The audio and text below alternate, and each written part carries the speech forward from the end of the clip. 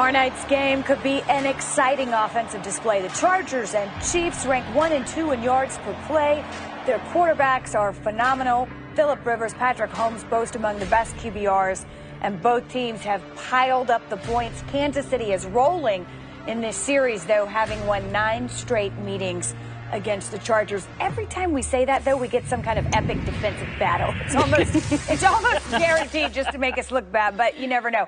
Yeah. Listen, time now for a cup of Joe with Josina Anderson, and heading into Thursday night's matchup, a critical pivotal point here is Melvin Gordon. And what do you hear about his injury?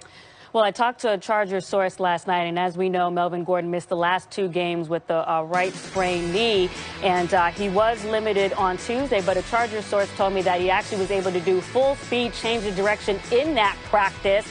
And I said, wow, that's interesting. And he said, remember, this originally was designated as a 2 to 4 week injury, but he actually is in that 3rd week now. And so a little bit different of a tone than the head coach Anthony Lynn has given NFL media, saying he wasn't too optimistic. But they did say they were going to try to squeeze in a practice before they travel to Kansas City. And if it's necessary for him to be worked out before game time, that they would do so with the training staff. But one quick note, they are rushing 128 rush yards per game with Melvin Gordon. That drops down to 85 when he's not out there. So a little bit of a difference. It's a substantial difference. The sooner the better as far as they are concerned. Of course, they want to protect him for the long term. But even so, on the other side of the matchup are the Chiefs. And, you know, obviously this is the Chiefs offense we talk a lot about. This defense, you know, statistically doesn't wow you, but they have gotten consistently better, JoJo, and they're playing pretty well. Yes, I talked to a Chiefs source on defense last night. He said, listen, we don't necessarily make headlines, but we know how to clamp down when we know how to clamp down. People don't talk about us against the run because we're 31st, giving up 5.1 yards per rush. But when it was 4th and 9, okay, when it was also time for us to come up with a big play in overtime, did we not do that with Justin Houston twice? And he also was able to get a little help from Dee Ford when Lamar Jackson went down for that play that he was injured on. But he also said what it is that we feed off of the offense. We're doing a better job when the whole nation is watching, because we didn't necessarily do that when we were facing the Rams. So I said, well, hey, listen, you know, you think you're going to do better this time against Melvin Gordon, because last time he had a season high 166 rush yards. And he said, what better timing to really clamp down and do a better job against a really good running offense in the Ravens and have that confidence going into this game on Thursday. Which is a valid point. Let's talk about the Seahawks for just a minute. Richard Sherman has called them a middle-of-the-road team. I doubt he's ready to give them too much credit anytime soon, understandably so.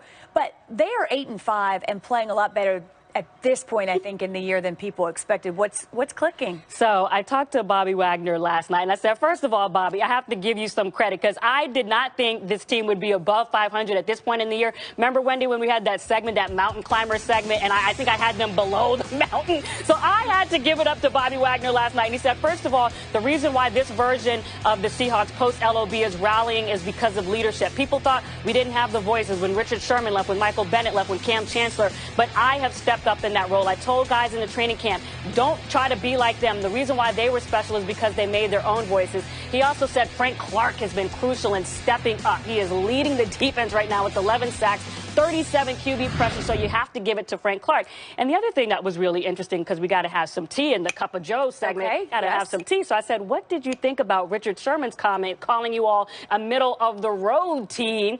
And he said, listen, that's my brother. I have no beef with him, okay? He said Frank Clark had a little bit of a different reaction, saying Richard Sherman needs to worry about his own problems in San Francisco. This is my team now.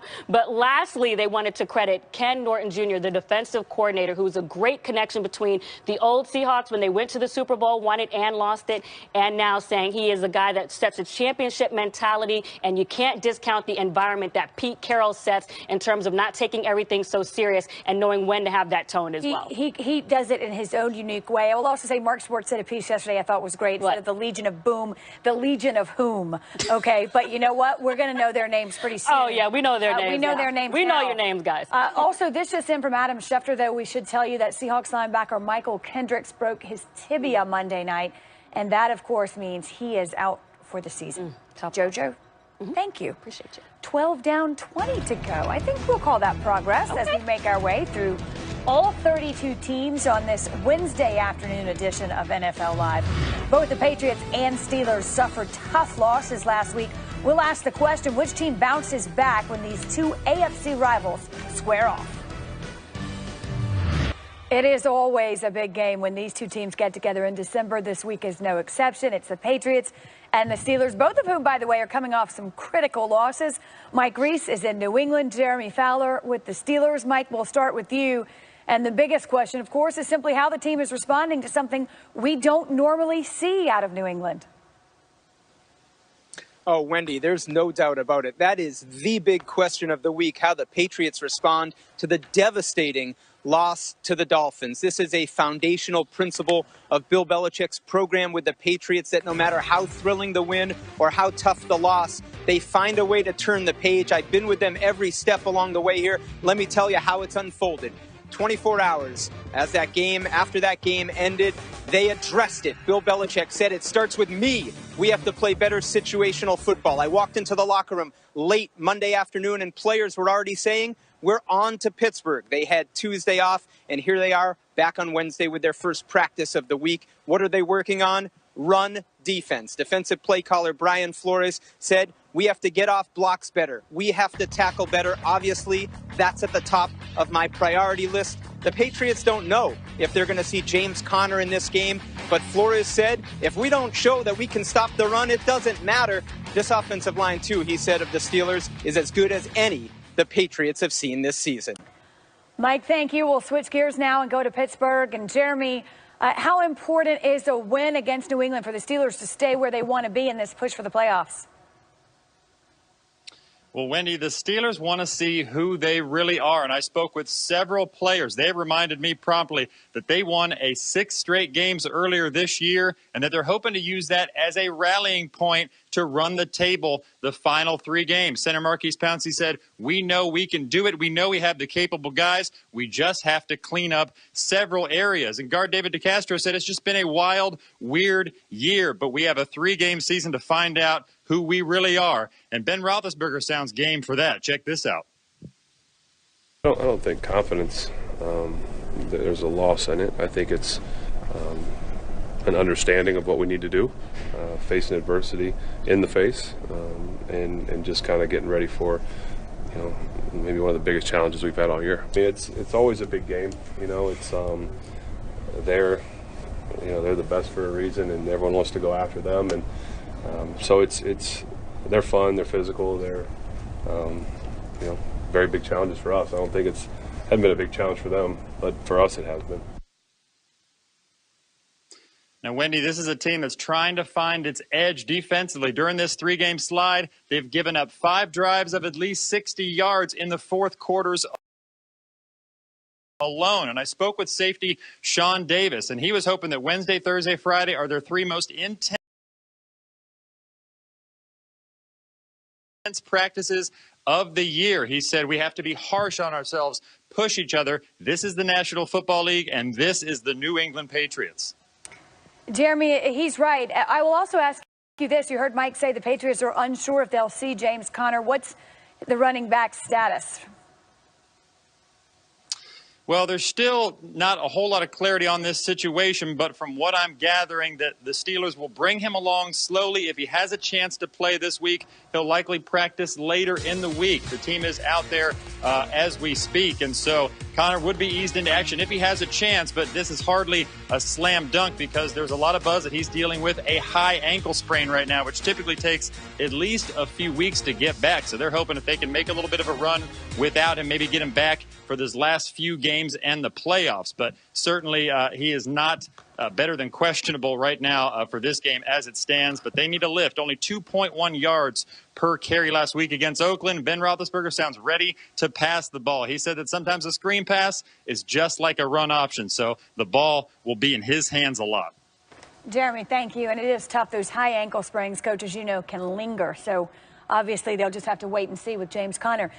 I said this yesterday, Teddy. I'll say it again. They've been the anti-Mariano Rivera's of football lately. That's courtesy Trey Wingo. Give credit where it's due. Pittsburgh has just had trouble closing out games, if you will. How concerned are you about this particular Steelers team right now? Well, about their defense, I am. You hear about the drives in the fourth quarter and how they're not able to stop people. It's how you finish, and especially with them being able to get to the passer as well as they have in terms of sacking the quarterback. But communication-wise on defense, in coverage specifically, a couple weeks ago, it's Keenan Allen. You can't stop him, or the adjustments you make aren't good enough to stop his production in the game, where over and over in the middle of the field, Phillip Rivers is completing passes. And then last week, Jared Cook, the outstanding tight end who had a great game against them. You know, do you have linebackers on them, or simple crosses, you know, on one side of the formation, how they pass off certain routes? I'm looking at it thinking, that's not right. They don't seem sure of themselves. So those type of things I am concerned about for the Pittsburgh Steelers. But,